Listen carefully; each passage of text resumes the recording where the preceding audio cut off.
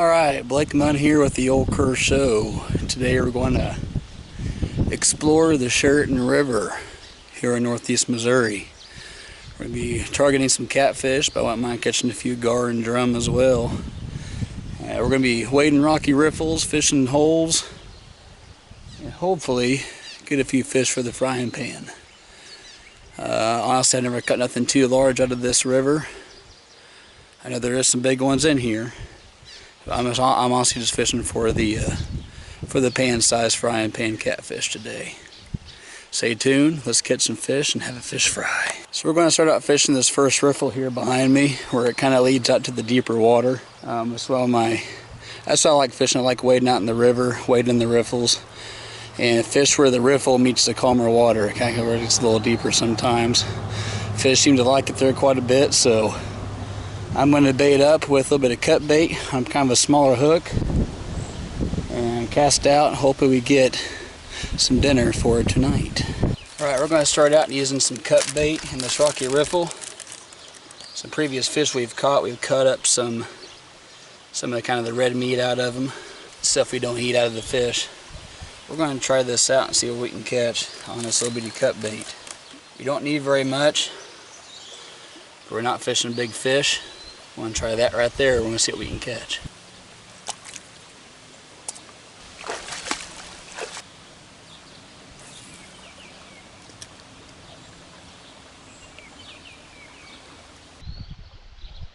There's a gar right there, just now came up. Kind of cool way you see that stuff while you're fishing. I hitting very well. We're actually going to reel in and recast. Try to get a different spot. That water's not as deep as I really thought it was, to be honest. Try up there at the end of that riffle and see what we can get.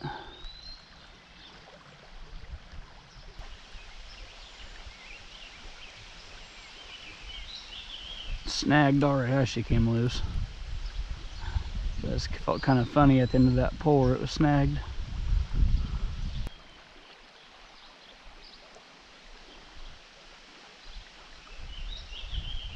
Fish not liking this cut bait very well so far.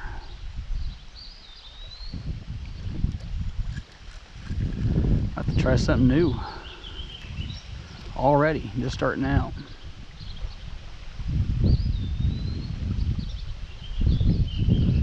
Let's see here. It's a little wing out there and see what happens. Kind of the calmer water. Getting snagged already, guys. That's the thing about fishing the Chariton River, you get snagged a lot. Alright, I'm about to retie and rehook here. How she broke or not? Let's find out. Yeah, she broke. That being said, let's tie on a new hook and see what we can figure out and do something different. Alright, so they weren't hitting on the cut bait right off the bat, so we're going to change it up since I already had to break the line with the snag. We're going to try this bootleg dip bait. I got a sponge hook on. Dip it in. Get you a stick. That sponge covered in that bait.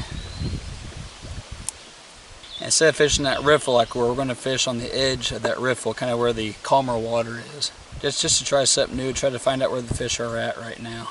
There's our bait right there. Lid back on this.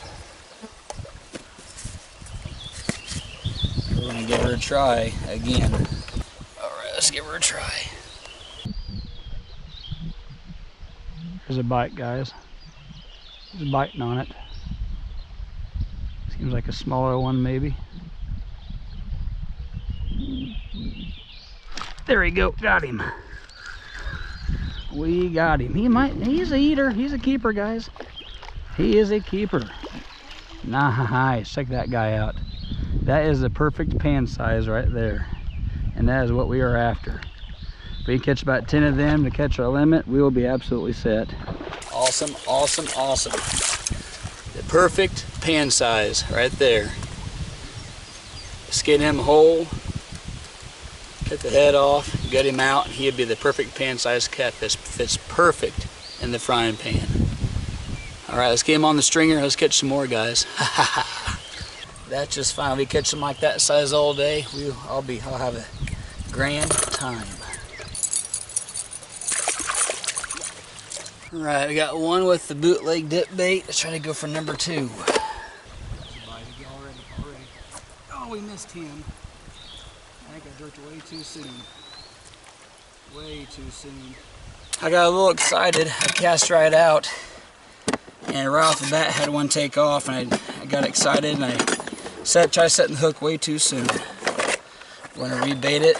I like rebaiting these sponges quite a bit, especially after I miss a fish. I catch a fish, get several bites, and don't get nothing.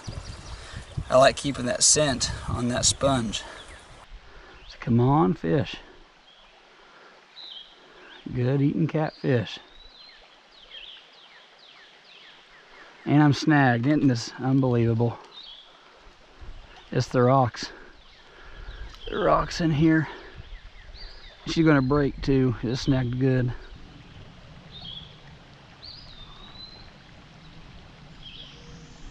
I think it might be. There's a hit right there, guys. He's biting on it. Got him. Fish number 2.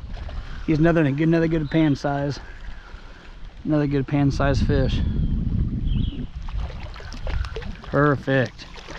That is what I love. Right, these might be just a hair bit bigger,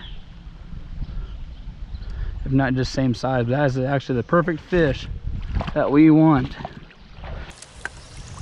Like I said, guys, all day long, if we can keep catching the fish this size, I will be absolutely tickled to death. Oh, he's hooked good. Get the pliers out. There we go. Let's get him on the stringer, rebait, and catch another. There we go, another fish on.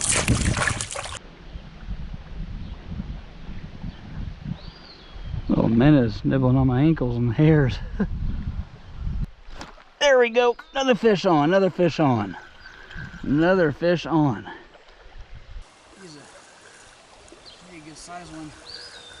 In the frying pan again. Oh yeah, perfect fryer. Perfect fryer. Actually, I kind of thought I set the hook a little too early when I did, but I don't think it mattered. He just about swallowed the whole thing. The whole sponge hook and bait and all. 3 of them on the stringer so far. Let us rebait and cast her out again. Right on, there's a fish on already. Looky there. Bootleg catfish dip bait is what I'm using. Now I'm using for the hooks, it's a very cheap sponge hook from Walmart. All it is just a treble hook with a yellow sponge. Hey, you guys can probably make your own. Or you find a sponge that's not covered in soap already from the store. Bootleg dip bait, catfish dip bait. It is good stuff, especially in the Chariton River. There's a bite. Oh my gosh, I cannot hook these fish. He ran with it too. Oh my goodness gracious. There he goes. All right, so we're gonna change the hook out because something's going on. They're running with it hard and I cannot hook them. I mean, the hook looks all right. There's one bent part on there, but I wouldn't think that'd make that big of a difference. We're gonna change that hooks. There's a hit. Here he goes. All the way. Nope, nope, nope. There we go, all right. I think that was the trouble, a bent hook. A bent hook was the trouble. Because now we have fish number 5. Another good sized pan eater. Oh, he's the biggest one yet. Biggest one yet right there. A little bit of a bend is all that was in that hook to make that difference. Oh, don't you flop off of there. And there he goes. Nope, I got him. I about lost my fish. Fish number 5. Alright, so it is a quarter after 12 o'clock here on June 1st, and we're going to call it quits for the day. And we ended up catching 5 keepers, all with the perfect pan frying size. And we got some skinning to do, some cleaning to do. I've had nothing to eat today. I'm going to go home, get some lunch, get something to drink, and I got some stuff I got to get done today, mow the yard, this and that, etc. So we had a fun couple hours out here catching fish. I know 5 ain't very many, but when they're catfish, you dang right it does count. So again, what we're using today for our bait, I'm going to say it again, was the bootleg catfish dip bait by Ripping Lips. As we can see right there. Works like a charm. I caught them in rivers. Chariton River is where we're at right now. I've caught them in lakes, ponds. This stuff does work. So anyway, we're going to get back to the house. We're going to clean some fish, get some clean clothes on, have a little lunch, and begin the rest of our day. You're watching the Old Kerr Show. Thanks for watching. Stay tuned for more episodes coming your way.